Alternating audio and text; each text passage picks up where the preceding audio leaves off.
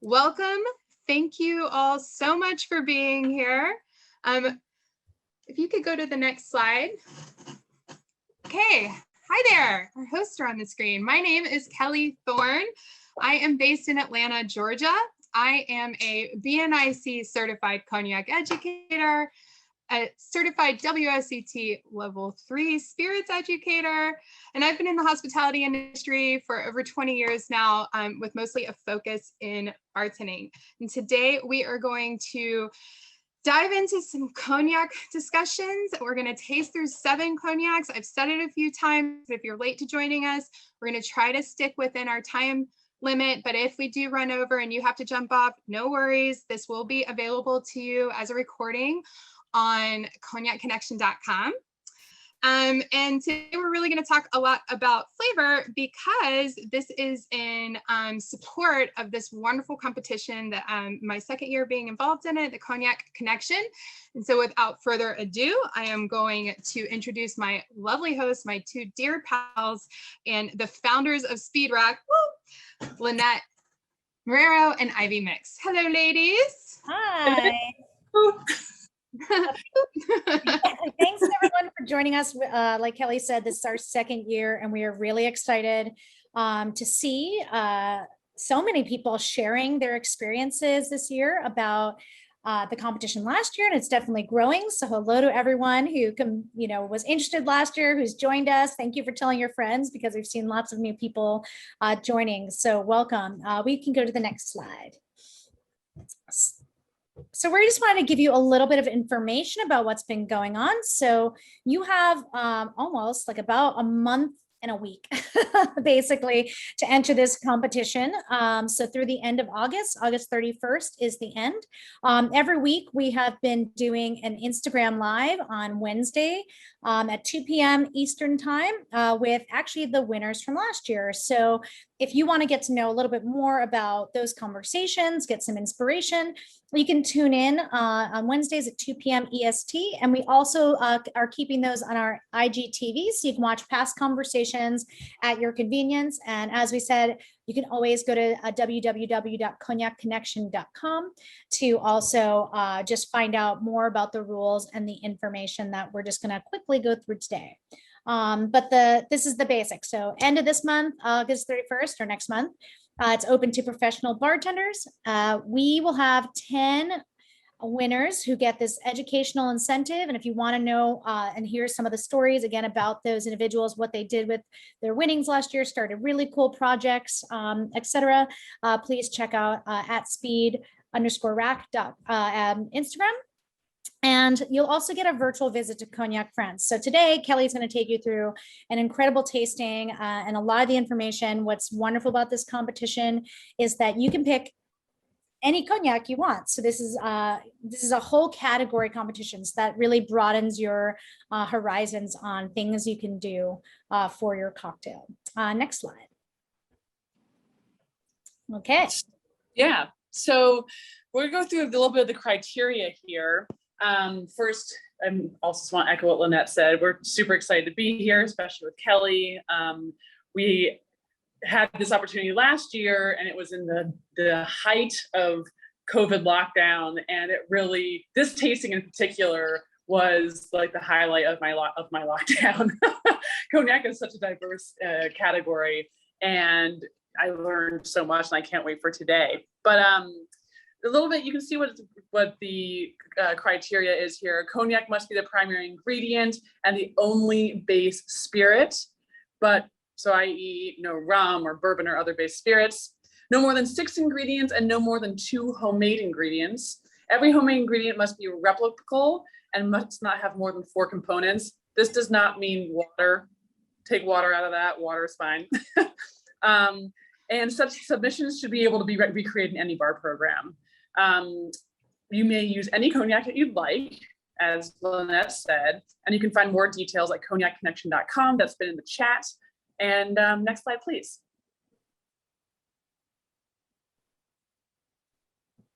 Okay, so this is just a basic rubric for how we are judging. So you have a total of 100 points. 80 points are available for the cocktail recipes. So appearance, how does it look? You'll be posting a picture of your cocktail. Don't worry, it doesn't need to be a professional photography. We just want to see, you know, if you take it after you make it, just so we can see what your intention of how it looks is. Originality and creativity. Any unusual combinations. We're kind of looking for how you've expanded you know, your use of this ingredient, your technique, and then taste will be 45 points. The remaining 20 points, you're going to get 10 points for attending this webinar today. I'm going to give you the secret code in just one moment. And then you get 10 points for Instagram feed posts with the hashtag. So do check again on cognacconnection.com. Make sure you have the proper hashtags when you do your Instagram posting, but that will give you an extra 10 points. The secret code today is Rancio, RANCIO. It will appear again later at the end on the slide, and it will be spelled out for you as well. So that is the code. That's what you'll answer. And again, you can always access this seminar again if you happen to forget it later down the line. Go to the website, follow the, go back into the webinar, and you can find that code one more time. Next slide.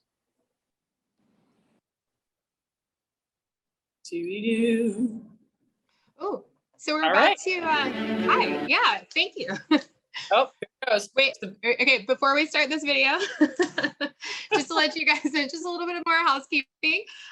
So we're about to hop on a drone and go tour Cognac together. Thank you, Lynette and Ivy, so much for the overview of the competition. As I mentioned, you know, is a big part of this competition.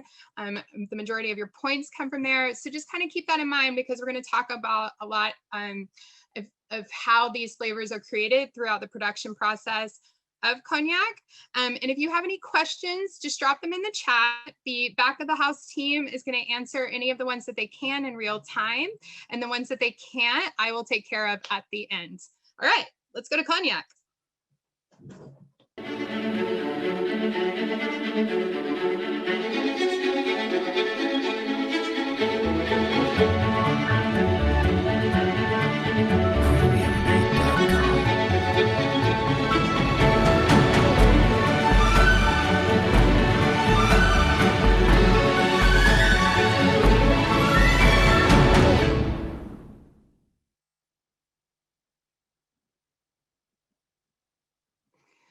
All right, amazing, so lovely. Next slide, please. All right, guys, so what is Cognac, right? Well, to put it kind of succinctly, and this is just a bit of an overview, the word Cognac actually means three separate things. It is a town.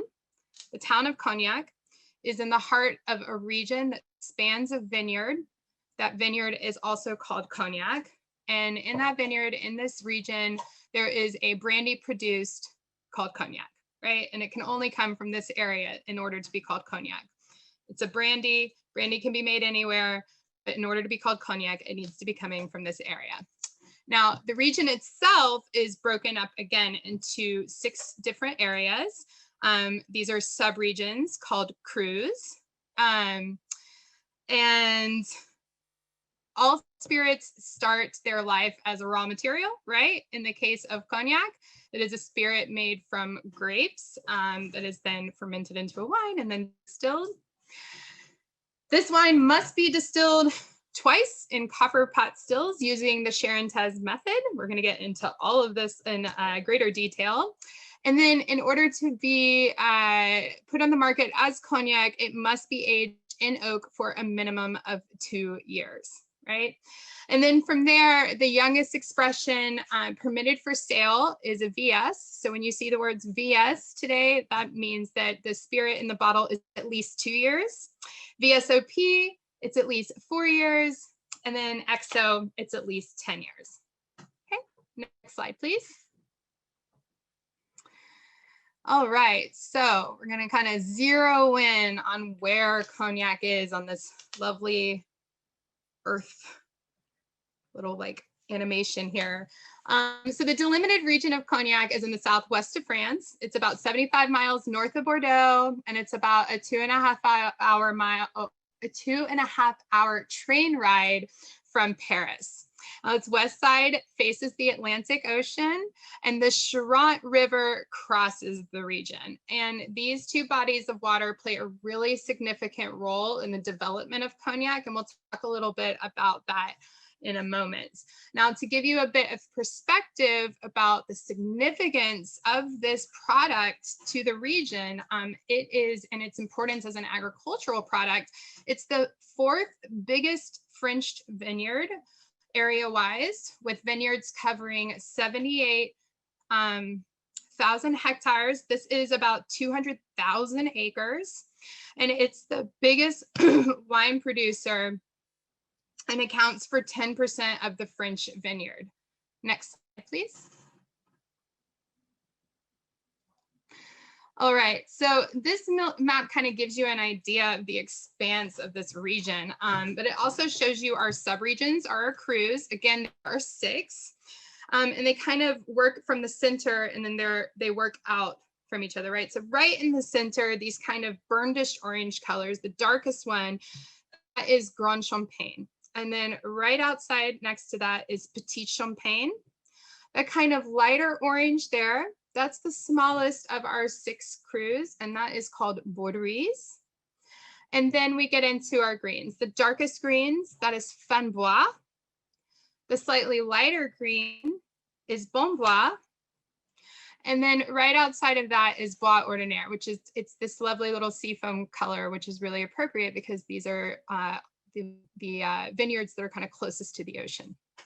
All right, so if you see a bottle of Cognac and it has a cru listed on that bottle, then all of the grapes that were used to make the eau de vie come from that specific cru, right?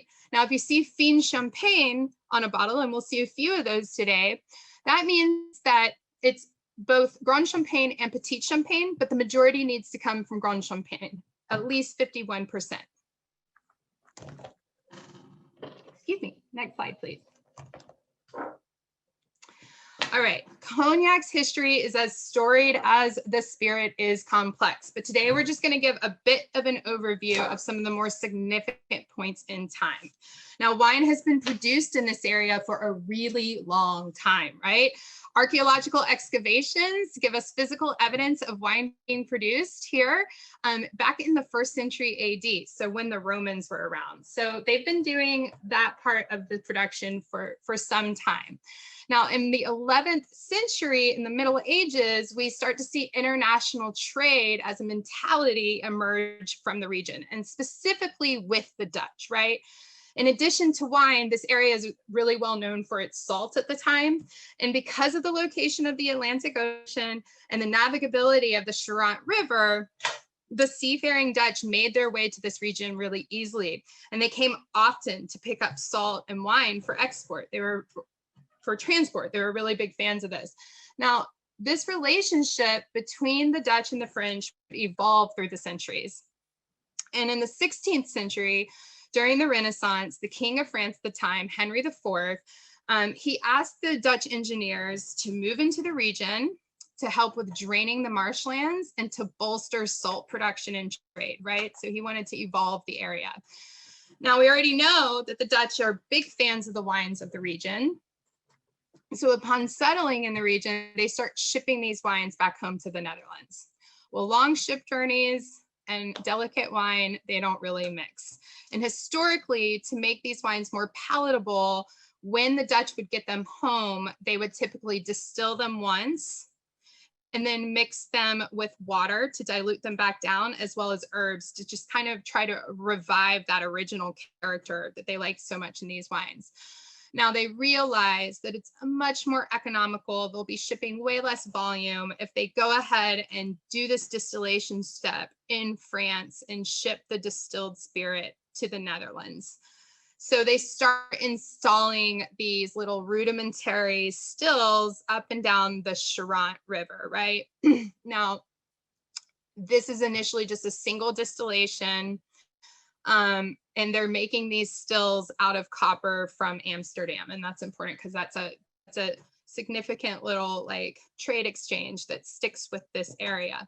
Now, over time, the French would improve over on these stills and the process.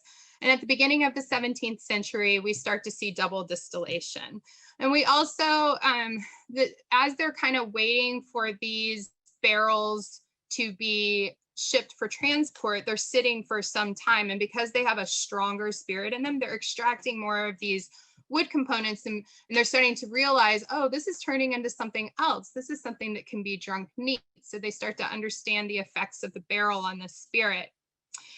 In 1643, we see our first cognac house, Auger, established, right? And over the next century, we start to really see the market take shape.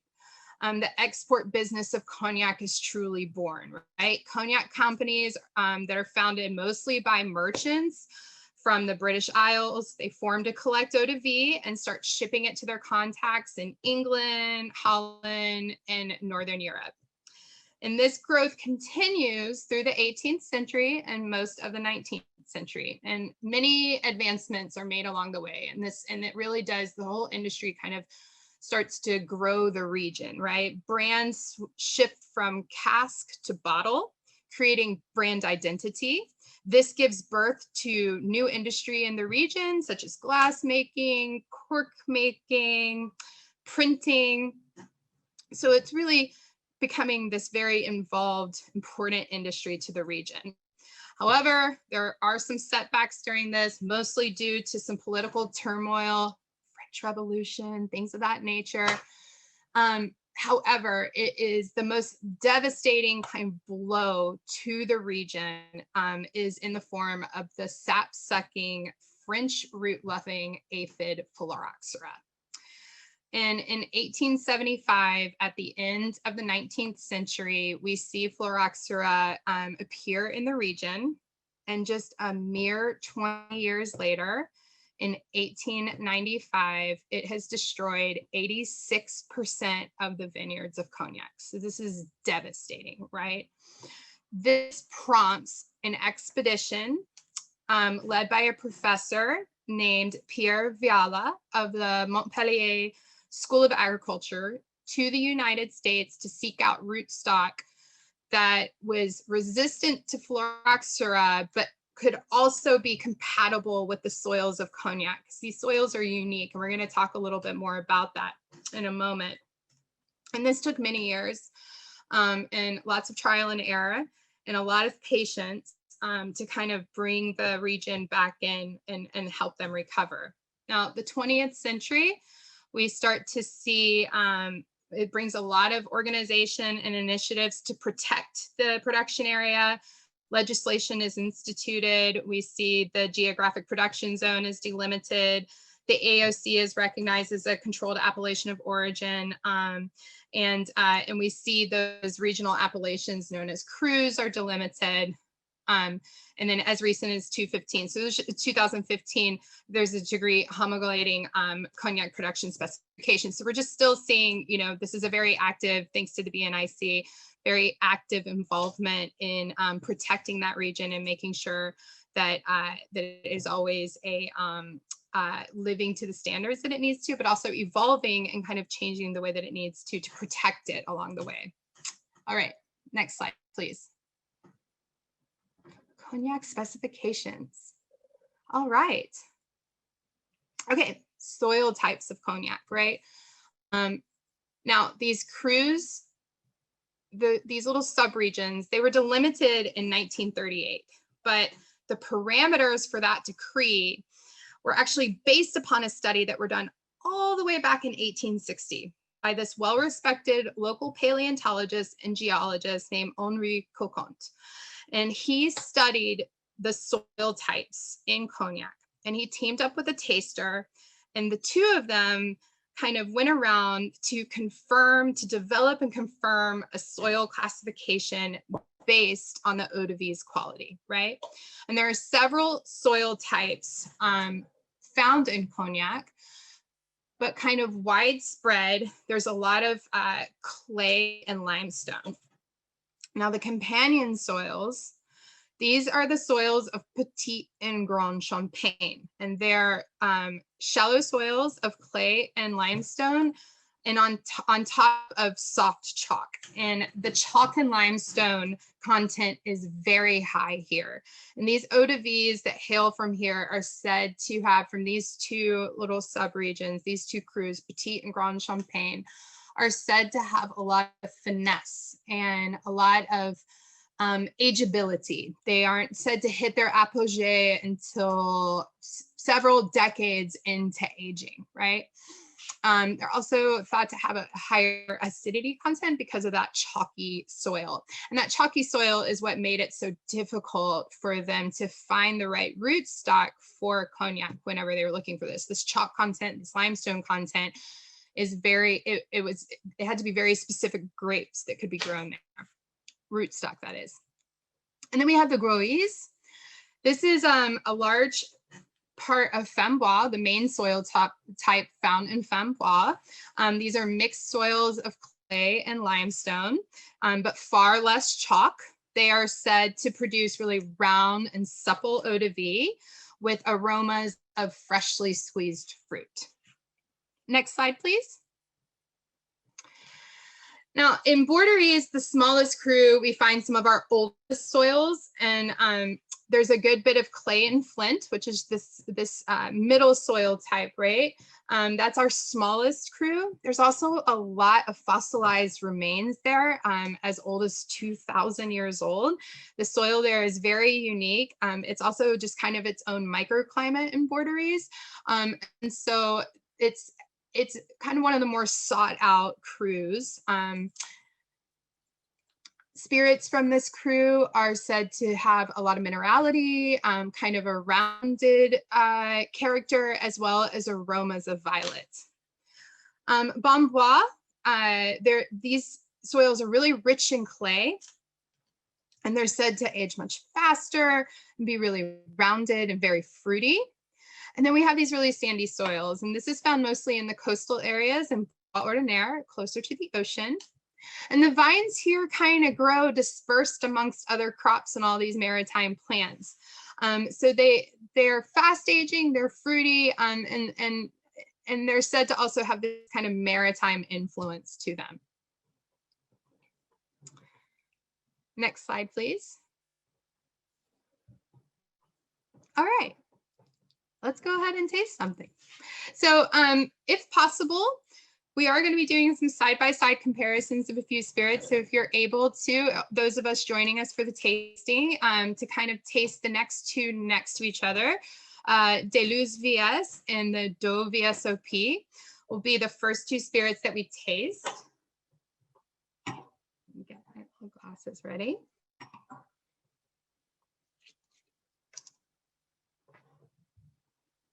All right, next slide, please. All right, so Deleuze. Now, all of the grapes grown for this spirit come from Petit and Grand Champagne. Deleuze is a VS, which means that it's at least 2 years old.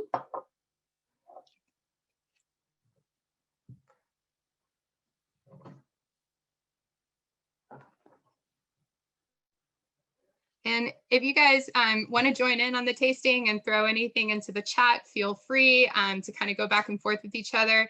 You know, when we first kind of, because this is a grape spirit, I immediately start to look for fruit characteristics when I go into these glasses, followed by, you know, soft oak and things of that. So, you know, well, no worries. I'm gonna talk through the tasting as well. And we're just going to talk about kind of things that we can expect to look for when we are tasting these spirits, and kind of things that you immediately want to think about whenever you're going into cognacs. Now, because this is a VS, you know, this is a younger cognac. So immediately we know that a lot of these fruits and floral characteristics are going to be on the fresher side, right? And that's definitely true here. You get this really beautiful kind of like bright floral notes. There is some soft kind of toasted brioche character here, but fresh peaches, fresh apricots, golden raisins, a little vanilla.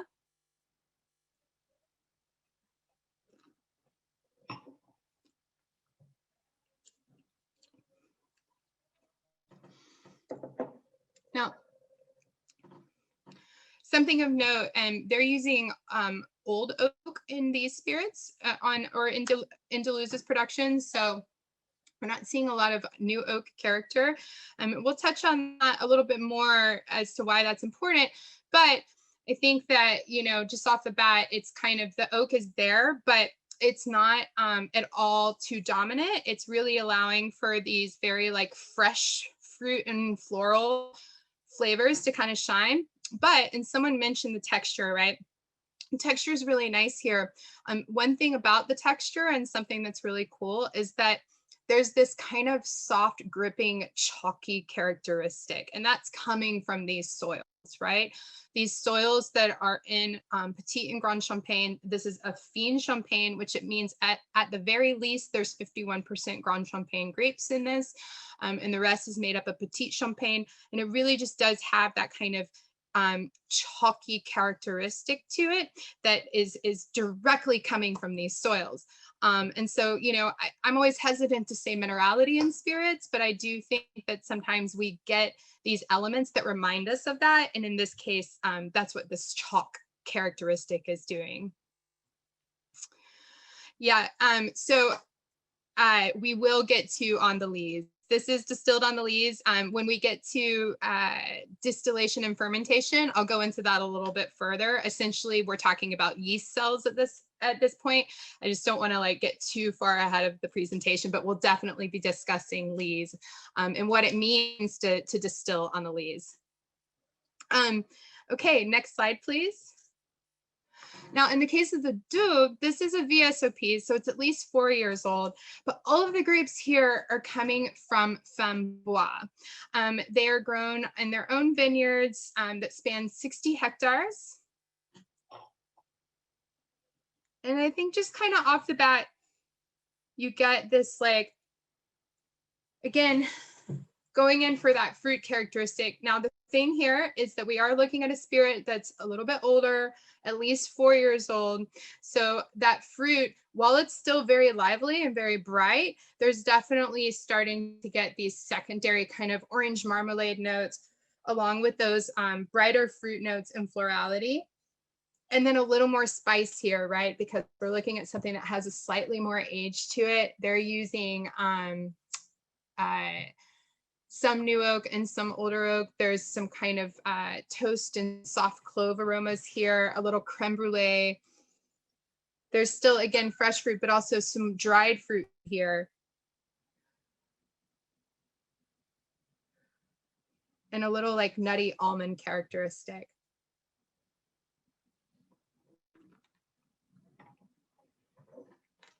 Creme brulee for days. Excuse me. Pardon me.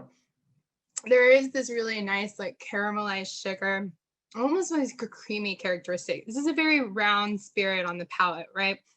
There's a lot of weight in the mouthfeel. What fruit character really comes through. But there's just this like lovely kind of round characteristic to the spirit.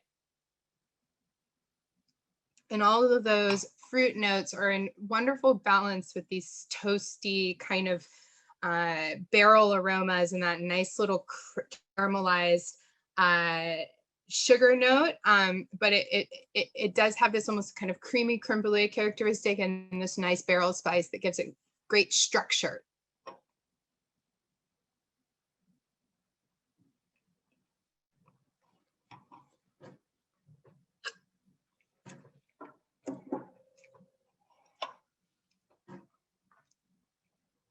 But that like rounded fruit forward characteristic, that's a very common characteristic of eau de vies that come from the Fembois area. All right, next slide, please. Okay, so in spirit production, we begin with our raw material that we process into a sugary liquid and ferment into an alcoholic liquid that we'll then distill. But that raw material, as I mentioned earlier, in this case, we begin with grapes. Next slide, please. Now, there are 6 grape varieties permitted in the production of cognac. However, the most widely planted and significant is Uni Blanc. It comprises of 98% of the vineyards in Cognac, and it was the grape that reestablished the ravished vineyards after phylloxera. It's low in alcohol, which enables a greater concentration of aromas present in the wine during distillation. And it's high in acidity, which helps in our fermentation. It helps protect the yeast during fermentation, but it also helps us stabilize the wine as it awaits distillation. The wine is the wine produced from Uni Blanc. These are typically really marked with really distinctive floral aromatics, as well as that kind of aroma of golden raisins. So they're fruity and floral. Now, once we harvest our grapes, we crush them and we press them. We have to be careful to be gentle when we're pressing, so that we're not getting a lot of like kind of stalky aromas in our fermentation. And then we begin the fermentation. Now, cultured yeasts are very common in the region.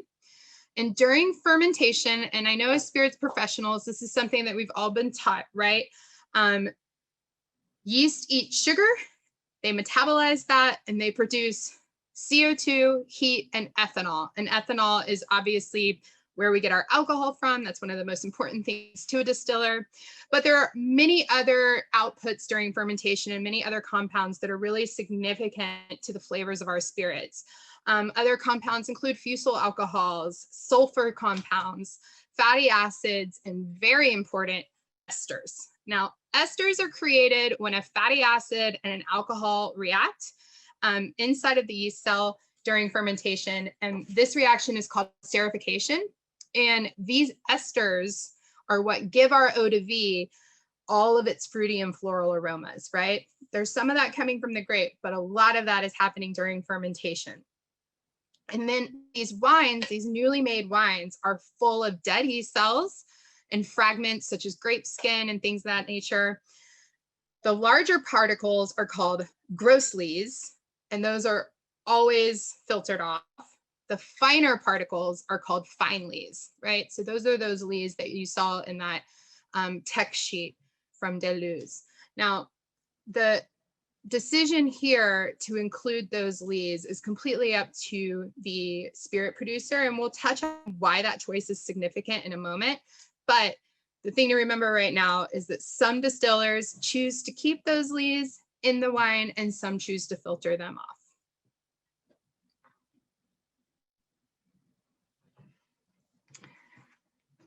Okay, slide number 2, or 20, next slide. Distillation. So we have our newly made wine. It may or may not contain the lees, right? The fine lees. We now need to select and concentrate the ethanol and all of those other compounds and those desirable compounds that we want through distillation. Distillation is done seasonally in Cognac, okay? So distillation season, you can't really hold on to grapes. Once you harvest them, you have to ferment them because they are just prone to spoilage. So distillation season begins right after harvest in the fall, and it must be complete by law on March 31st following harvest. Next slide, please. So all distillation is carried out using the Charentes method. It is twice distilled in copper pot stills over an open flame. Now, these stills are comprised of a pot, a chapiteau, or kind of a still head, a cul-de-sac, which is what they consider the swan's neck. Optionally, they can use a wine preheater, and then they use a worm tub condenser. And all of these parts must be made from copper. And this metal is chosen because of its malleability, its conductivity, but also just an unavoidable byproduct of fermentation, as I mentioned earlier, are sulfur compounds. When they're highly concentrated in a distilled beverage, they can be very unpleasant, very stinky. And copper they're inevitable. You have to manage them through distillation. And copper is a material that can like trap these compounds. So it's another reason that we use that, is to manage those sulfur compounds.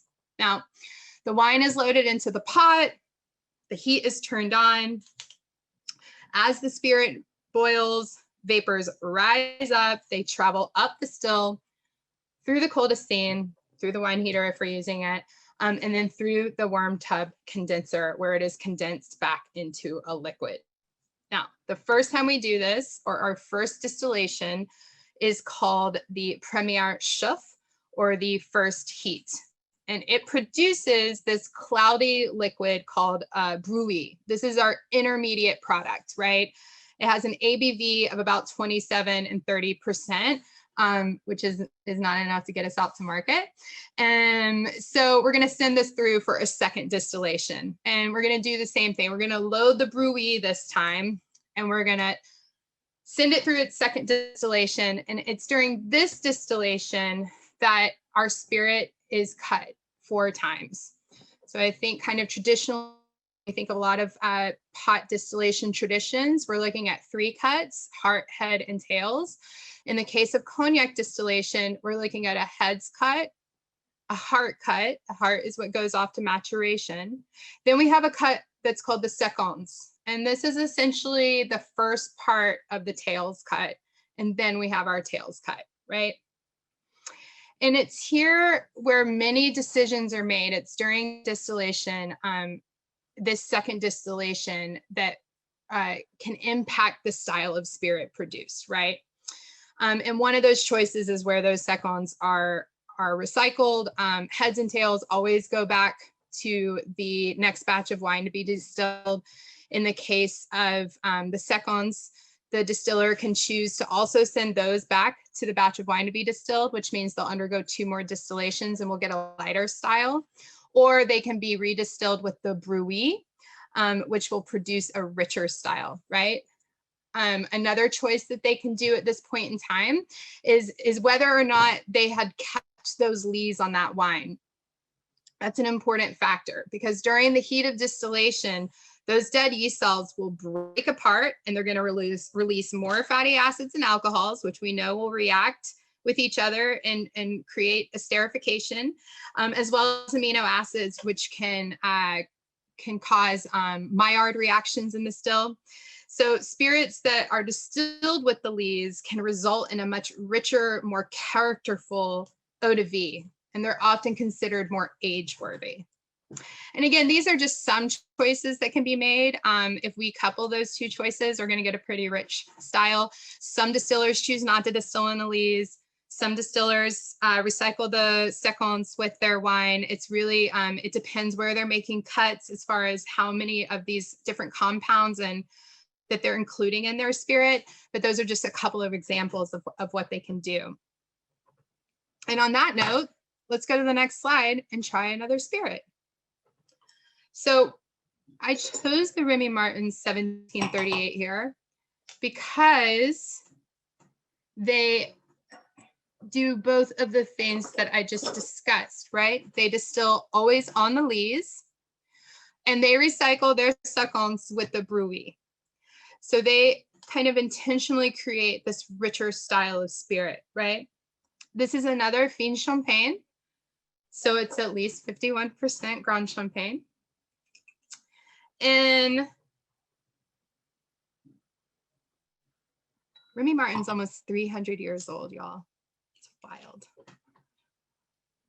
So many of these spirits have so much history and tradition, and it's just really cool.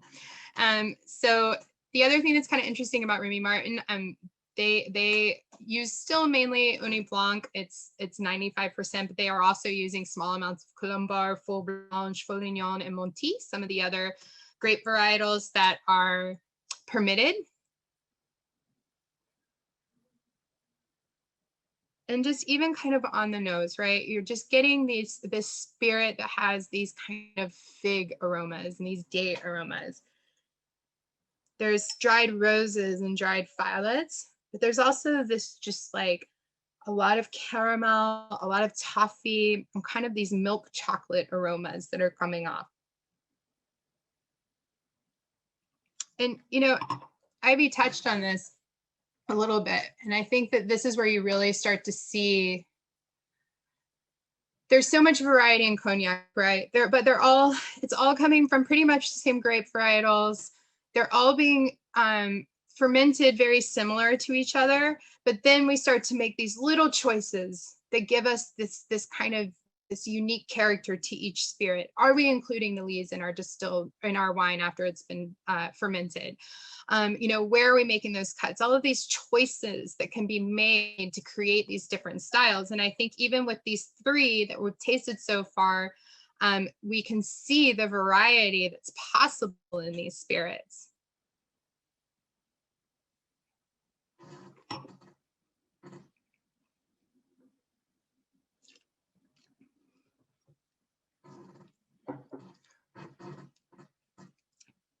This is a broad and expansive spirit, right? It goes right across the palate with all of these really bold flavors. Those chocolate notes, that fig, that date, those really beautiful kind of dried fruit characteristics, that kind of alcoholic lift in the middle, and it just finishes out with this brown kind of long finish, right? It keeps going. Again, you guys feel free, drop your own tasting notes in there, interact a little bit. I like to see what other people's thoughts are.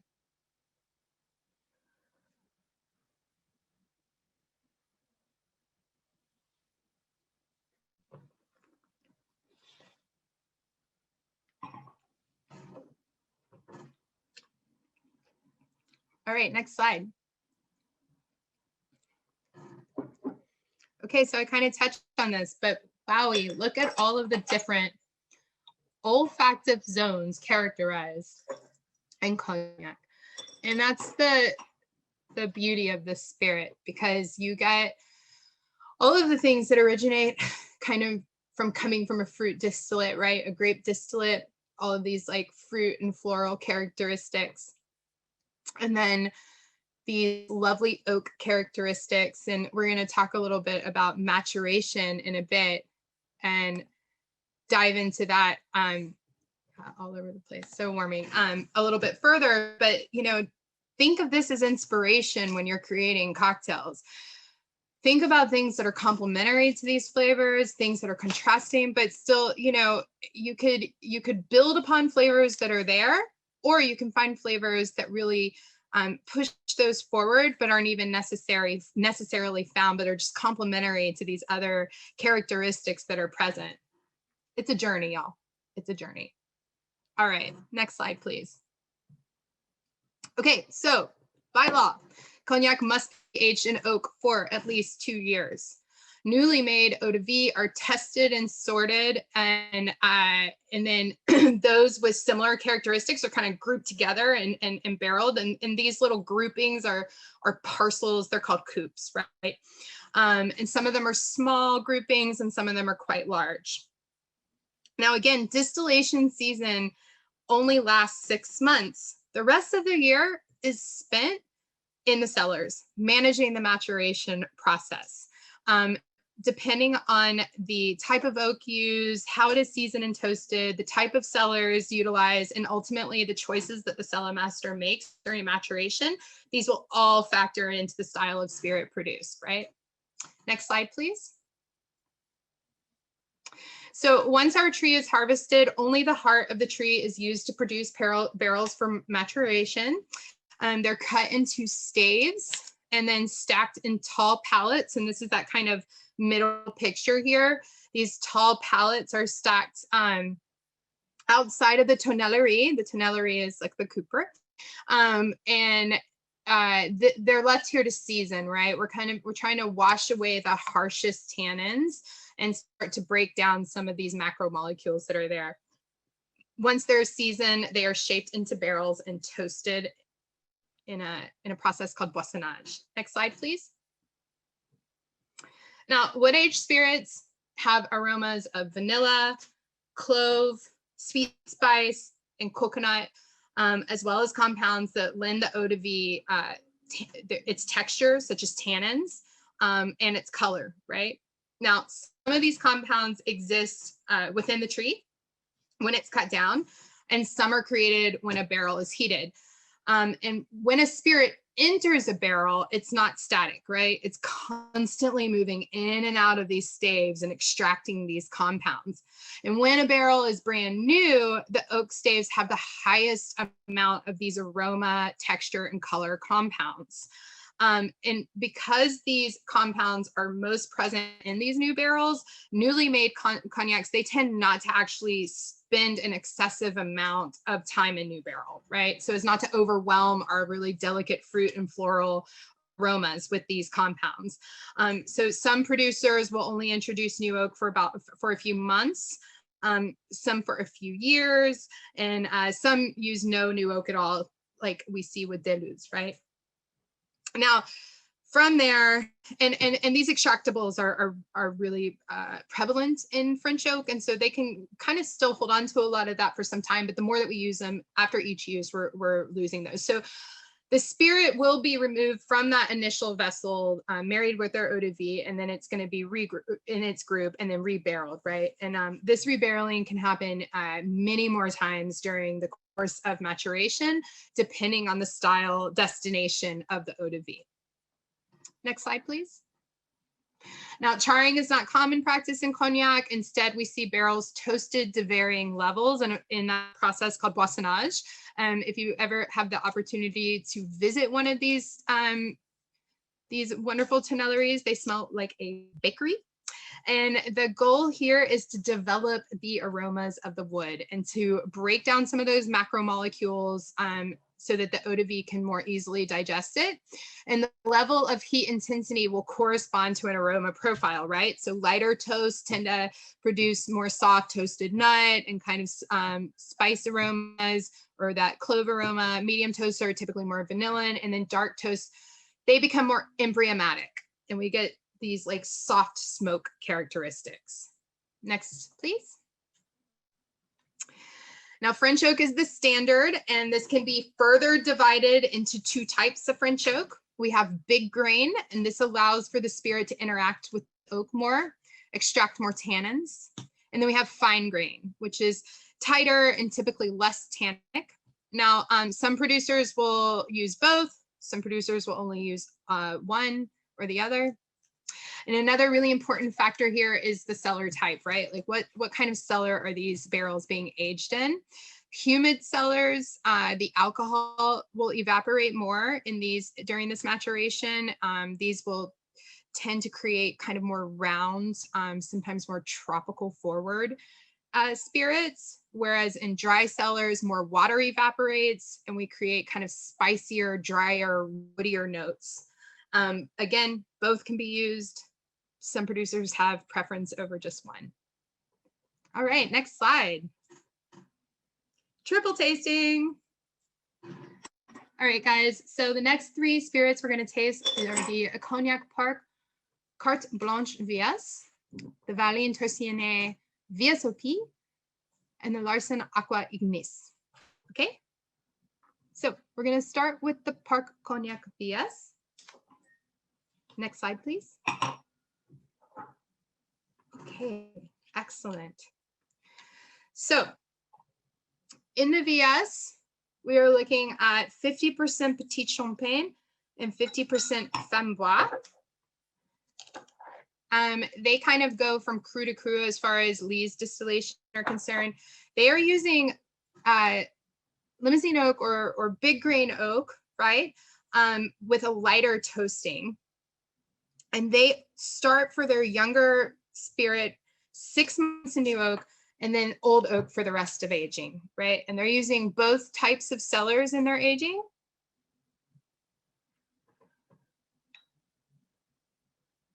And I think here you get this just very like, again, these kind of floral notes here, a little more dried petals, rose and violet, but then this really lovely like golden pear characteristic, these baked apple notes, really soft kind of toasted brioche, a little almond skin, very soft vanilla characteristics.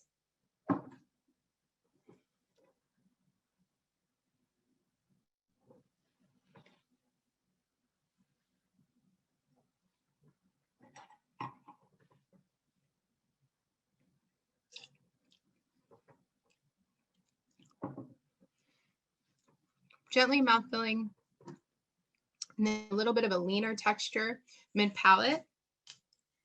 And this is really nice, kind of softly gripping finish. That kind of soft toast characteristic, but really lovely kind of lifted pear notes in the center there. It's really pretty like expression of fruit.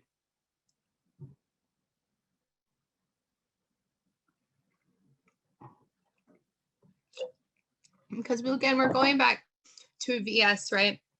And so this is a more youthful spirit. And so it makes sense for us to have these kind of more youthful, bright fruit characteristics and these kind of like bright floral, lifted floral aromas.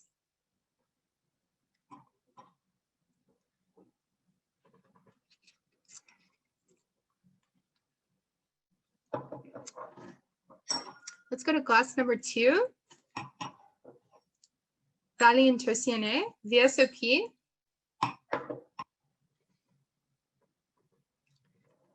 So the grapes here are coming from Framboise, Bombois, Petit Champagne, and Grand Champagne. They distill with the leaves.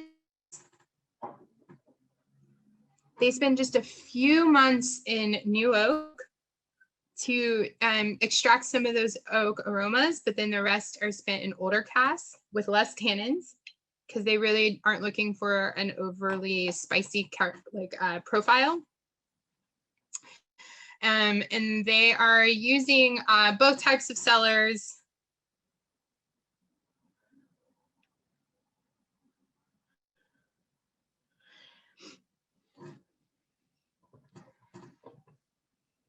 This one's new for me too, Lynette, on this tasting. And I just, when, you know, for me, this has like kind of a custard aroma to it. It has all of these, and also these just kind of sweeter petal notes like orange blossom, honeysuckle, and these like really soft vanilla, and then hazelnut.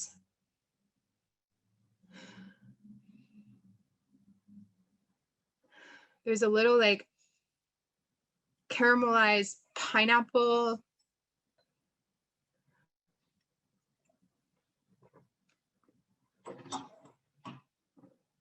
Mm-hmm.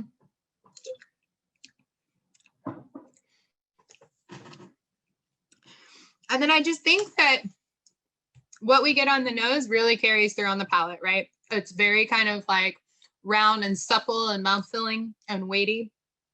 And those like toasted nut characteristics, those kind of those creme brulee, custardy, caramelized sugar, that lovely like honeysuckle and orange blossom, those all really come over nicely. There's almost like a honeyed characteristic to me.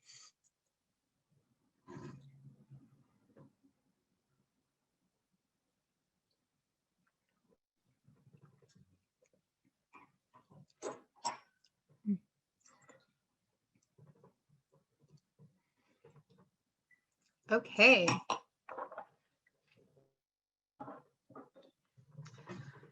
The Larsen Aqua Ignis. Okay, so the eau de vie is coming from Framboise and Bombois. So these are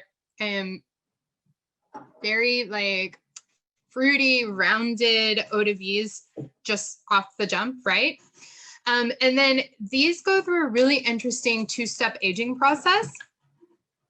First of all, they're aged in traditional oak barrels. And once they kind of get to their, they don't say for how long, but once they kind of reach the level that they're looking for as far as extraction is concerned, they're then taken into their own kind of proprietary method of aging into these aqua ignis 3 barrels, where they will continue aging at 50% ABV, so a lower ABV entry. These barrels are fine grain French barrels with a capacity of 225 liters, which is a little bit smaller. We kind of think of most cognac barrels are around 300 liters. And they have been exposed to this Brasio steam toasting, right? So the barrels are plunged into hot water and then toasted over hot fire 3 times. And this, for them, they feel like this really kind of prevents those embryomatic, those smokier flavors from being released, as well as kind of undesired tannins and that kind of grip. So it's just, and they're doing this for a longer duration, for about 70 minutes instead of the typical kind of 25 minutes that we see this toasting take place. And it's really interesting because they really do, it develops this kind of deep kind of mocha characteristic and these really, really nice like vanilla characteristics. Something to note about this producer is they actually don't distill on, they distill on either no to very little lees, right? And I think here you get it like these really kind of pronounced chocolatey mocha notes.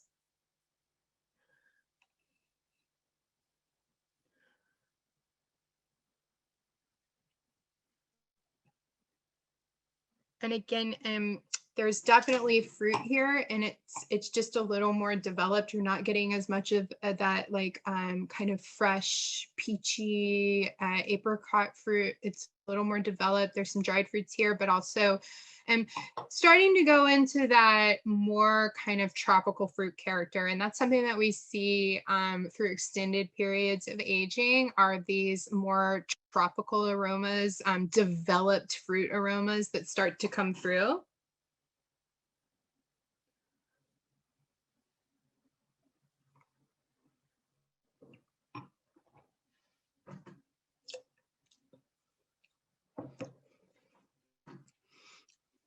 So chocolatey. And then on the palate, these like really rounded notes of toasted bread, mocha. It has kind of a lifted, lean mid palate, but it's just a really nice bit of structure because there's a lot of roundness up front. But this structure, this kind of leaner mid palate, like lends it this nice structure to kind of support this lush roundness that you're getting in the beginning.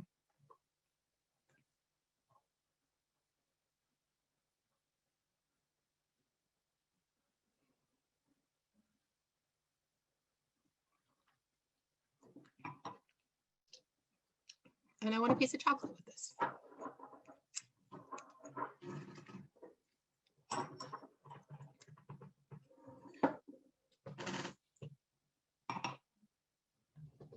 Okay. All right, guys. So we're going to continue on this journey of aging, right? Because along with the extraction of oak characteristics, we see oxidative aging occurring, right? Alcohol is diminishing through evaporation, along with some of the more volatile fractions and components that are left over after distillation. And oxygen is moving in and reacting with components of the distillate, as well as components that have been extracted from the wood, right? And fatty acids and alcohols that were left over post-distillation continue to react with each other, and new esters are being created within the barrels. So we're seeing more esterification in the barrel take place that increases the spirit's aromatic power. new molecules are being formed from the reactions between O to V and the oak compounds. This would illustrate kind of that marrying of spirit and oak, of wine and oak. And all of these reactions are resulting in new aromas, right? And they're created over time. This cannot be simulated. This cannot be rushed. You know, smaller barrels might get you loads of extraction, but this oxidation that takes place, this oxidative aging, this can only happen with time, right? And this oak, these vanilla and floral notes, fruit flavors, they all deepen and they develop, and eventually we began to see flavors of rancio appear. That's your little code word. And the chemistry of rancio isn't really well understood. But it's essentially wood extract, oxygen, and loads of time seem to be kind of the key ingredients to get these flavor profiles. When we talk about rancio, you'll typically hear descriptions of leather, tobacco, soy sauce, cigar box, walnut oil, and wet leaves, but also those tropical fruit descriptions, right? Lychee, really developed pineapple, and then like aromatic oaks like sandalwood, cedar, like a potpourri of dried flowers. So it's just these really developed aromas and these new aromas that are created. I mean, rancio in essence is the smell of time. At a certain point, these reactions hit their apogee. There's no more chemical reactions to be had, and the spirits are then transferred to a glass bottle called a demijohn, and they're stored in the paradis. And this is where the oldest spirits in a cellar are aged, or in the paradis. Next slide, please. So, you know, I talked about this, because distillation season is only 6 months long. There's a lot of time dedicated to cellar management, and cellar management and and blending are extremely important to cognac, right? Some would even say that it's in these stages, these stages of maturation and blending that cognac truly becomes cognac. So you can imagine the cellar master plays a central role, if not the most significant role in the production of cognac. Depending on its elaboration, every wine spirit will have its own aromatic profile, and it'll be blended throughout the process. This isn't something that's taught in course study. You can't go to like a university and learn this. This is generational. This is handed down from master to apprentice, right? I think if we think back to Tersiane, her son is currently on a 15-year apprenticeship to learn how to make these spirits and how to blend these. There might be dozens of different eau de vies found in one bottle of cognac to develop its distinctive personality, right? And when we're blending spirits, we're doing it for two things. We're trying to create complexity, and we're trying to create consistency. And in cognac, you know, I mean, you can liken this to a bottle of perfume. It's rarely one note, but instead a symphony of notes, right? When I say it's a journey, I mean that truly. You might balance out a really young, lively eau de vie with just a couple of drops of something that's maybe 100 years old and has these kind of like depths of flavor, that maybe there's not a lot of fruit there anymore, but there's all of these like characteristics of degraded wood there. Okay, next slide, please. So our final spirit to taste together today is Hardy XO, to kind of give you an idea of what these aromas and flavors of rancio are like. And again, this is just one producer's, you know, snapshot of an XO. There can be so many different expressions of rancio present in a bottle, but I think this one does it really nicely. Benedict Hardy is our master blender here. Now, the XO is only using Grand Champagne and Petit Champagne. Minimum aging here is 10 years old. However, the eau de vies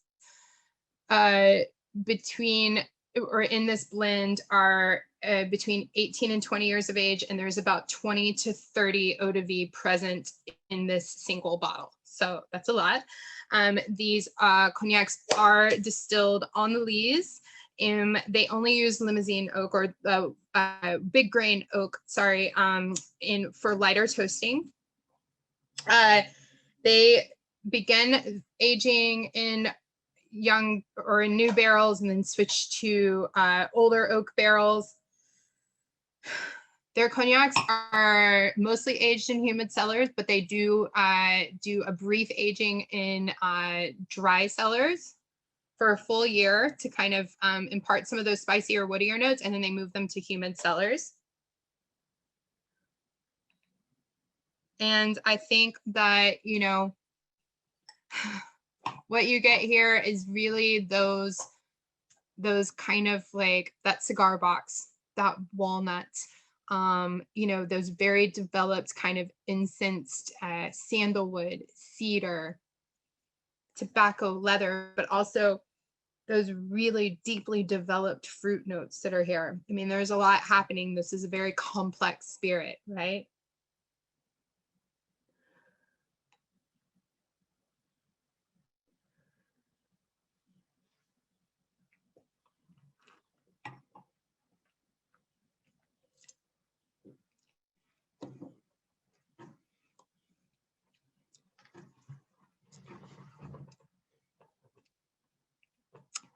Very complex. A lot of things kind of, you know, when I say this a lot, it's a journey. And that's because, you know, when you're looking at spirits that are as complex as this, with so many eau de vies in the blend that have been aged for so long, there's a lot of flavors that kind of just start to still come, right? They'll come in waves. Like you'll get a hit of something and then, oh wait, what? That's there too? Oh, is that the caramelized pineapple? Is that a little cedar over here? Ooh, that's cool.